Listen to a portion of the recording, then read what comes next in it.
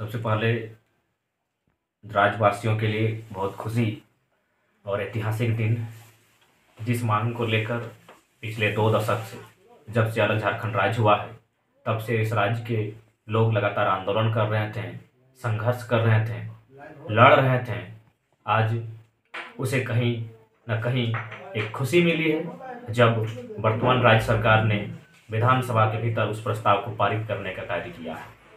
तो सबसे पहले वर्तमान राज्य सरकार का आभार, धन्यवाद, जोहार।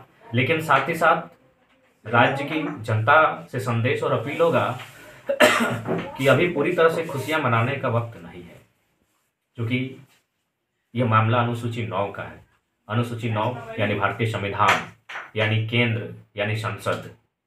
अभी हमारी लड़ाई और बृहद होगी और व्यापक होगी, क्योंकि अब हमें राज्य सरकार को नहीं, केंद्र सरकार में बैठे रहनुमाओं को भी बैकफुट पर लाना होगा। अब हमारी लड़ाई और चैलेंजिंग होगी, चुनौतीपूर्ण होगा और मजबूती के साथ लड़ना होगा, क्योंकि ये मामला अनुसूची 9 का है, यानी मामला अब संसद तक जाएगी।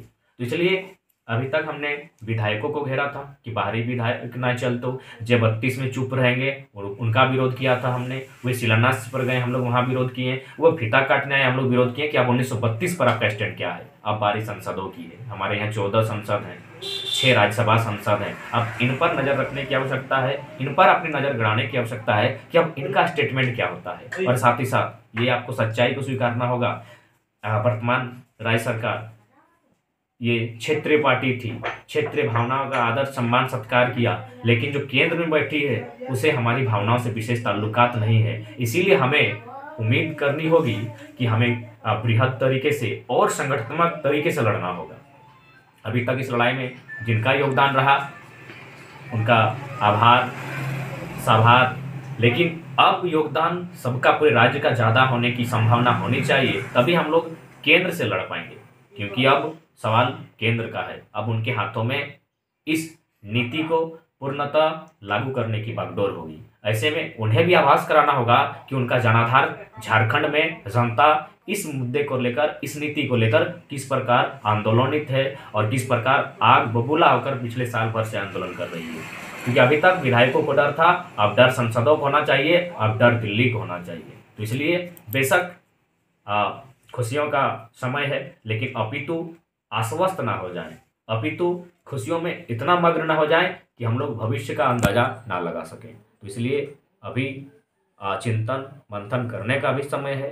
हमें थोड़ा सा चिंतन मंथन मनन करना होगा कि अब क्या करना है। और साथ ही स्पष्ट शब्दों में कहना यही चाहेंगे और संदेश यही देना चाहेंगे कि अभी लड़ाई का आगाज हुआ है, अंजाम बाकी है, अभी आगाज हुआ है।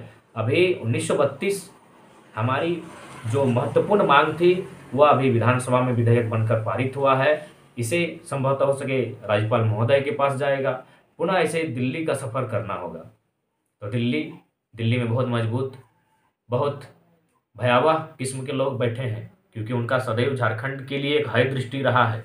झारखंड को हमेशा उन्होंने एक केंद्र शासित, भले पूर्ण राज्य है लेकिन केंद्र शासित राज्य की दृष्टि से देखा है। आज भी यहाँ नीति नियम ना बना है तो इसके पीछे कहीं ना कहीं बाहरी पार्टियों का बहुत बड़ा रोल है। और बाहरी पार्टी यानी जो हमारे राज्य की नहीं है, हमारे राज्य की यानी जिसमें नाम, जो हमारे राज्य के नाम से संचालित होती है, जो क्षेत्रीय हैं, लेकिन जो पूरे सेंट्रल के लिए कार्य करती है वो झारखंड के लिए बाहरी कहेंगे। क्योंकि आज तक उन्होंने जो भी है, आप देख सकते हैं, उनके विधायक बनना, उनका सांसद बनना मैक्सिमम अन्य राज्यों के लोग होते हैं। तो इसलिए अब लड़ाई थोड़ी सी मजबूती के साथ लड़नी होगी।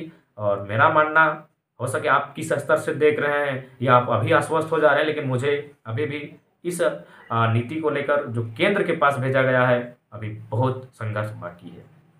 इसलिए अपनी खुशियों का आपके सम्मान करते हैं, आदर करते हैं, लेकिन साथ ही साथ आश्वस्त ना रहें, यही अपील करना चाहेंगे। अभी हमें बहुत सारे मुद्दों पर लड़ना है, लड़ाई अभी बहुत सारी नीतियों के लिए लड़नी है, नहीं तो आने वाले 20-25 सालों में झारखंड केवल धुआं धुआं हो जाएगा और झारखंड एक खंडहर बनकर रह जाएगा। तो हमारा झारखंड सुंदर है, सोना झारखंड है, इसे खंडहर ना बनने दिया जाए। इसके लिए हमें आवश्यकता है आज जागरूक होने की, और इसी प्रकार जो पिछले साल भर से आंदोलन हो रहा था, आंदोलन करने की। लेकिन हाँ, अब आंदोलन झारखंड की सरजमी पर मुझे लगता है निर्णायक घड़ी में होगा, क्योंकि अब यदि आंदोलन को हम लोग आगे के लिए ले जाएंगे, कभी भी आंदोलन कंटिन्यू नहीं होते हैं, 20-25 वर्षों के अंतराल में होते हैं। अगर यह आंदोलन हम लोग का जरा सा भी चूक होता है तो अगर आने वाले 20-25 सालों बाद अगर यदि आंदोलन फिर खड़ा होगा तो मुझे लगता है तब तक झारखंड लूट चुका होगा, तब तक झारखंड खंडहर बन चुका होगा। इसलिए निर्णायक आंदोलन होगा। जो भी मुद्दे हैं, जितने भी मुद्दे हैं, उन सबको एक साथ जोड़कर इंक्लूड करते हुए बृहद करना होगा। बाकी राज्य के 3.25 करोड़ जनसंख्या से संचालित हमारा राज्य, उसे आवश्यकता थी एक नियम की। स्थानीयता यहाँ के कौन होंगे, वह नियम बनने के कगार पर है।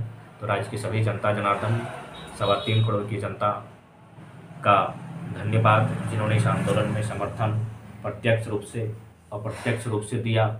आगे भी बहुत सारे आंदोलन के लिए हम लोग रणनीति तैयार करेंगे, जिसमें जो राज्य के लिए कल्याणकारी होंगे, जो राज्य के लिए हित होंगे। और विशेष हमने स्पष्ट पहले भी कहा है, हम लोग आलोचना नीतियों की करते हैं, उपलब्धि नीतियों की गिनाते हैं, व्यक्ति और किसी मनुष्य की नहीं। अतः राज्य सरकार, वर्तमान राज्य सरकार का आभार, जिनके माध्यम से आज विधानसभा में यह नियम आ रहा है। लेकिन अगली लड़ाई हमारी केंद्र से है, क्योंकि यह दिल्ली तक गया है। और केंद्र की मंशा आप तो जानते हैं कि केंद्र, मुझे लगता है आज भी वो झारखंड को चारागाह की नज़र से देखती है, ताकि यहाँ मिनरल्स हैं। इसीलिए आज केंद्र को भी झारखंड की भावना का सम्मान करना होगा, केंद्र को भी झारखंड की इस नीति का स्वागत करना होगा। और झारखंड के लिए जो नीति, आज 7 CNT कानून का जन्म दिवस है, उन्हें जानना होगा कि आखिर CNT क्यों बना था। CNT इसीलिए बना था कि यहाँ के भोले वाले लोगों को कोई ठगे नहीं, यहाँ के भोले वाले लोगों की ज़मीनों को लूटे नहीं। लेकिन आज भी धड़ल्ले से ज़मीनें लूट रही है। तो 1932 अगर हमारे हाथ में आ भी गया, लेकिन यहाँ खनन नीति ना होगी, यहाँ विस्थापन नीति ना होगी, यहाँ हमें अधिकार नहीं मिलेगा, हमारी ज़मीनों को कोई फर्जी तरीके से बेच देंगे, कोई खरीद लेंगे, तो फिर 1932 का कोई लाभ नहीं होगा। इसीलिए 32 के साथ साथ उन मुद्दों को भी आपको बचा के रखना होगा, उन नीतियों को भी आपको सुरक्षित करना होगा, जिससे यहाँ के जनमानस सुरक्षित रहे। जिससे प्रमुख होगा, हमारी ज़मीनों को सुरक्षित रखना होगा, नदियों को सुरक्षित रखना होगा, नदियों का जल सुरक्षित रखना होगा। आपकी जानकारी के लिए आपने पेपर कटिंग के माध्यम से पढ़ा होगा कि BSL का पानी का दावा पंचेत डैम की पानी का दावा BSL कंपनी करती है, और स्वर्णरेखा नदी का पानी का दावा टाटा कंपनी करती है। हमारे जलों पर भी अब इनका अधिकार रहेगा। तो इसलिए अब लड़ाई धीरे धीरे हमारी और बड़ी होगी, और बड़े बड़े विकराल लोगों से लड़ाई होगी।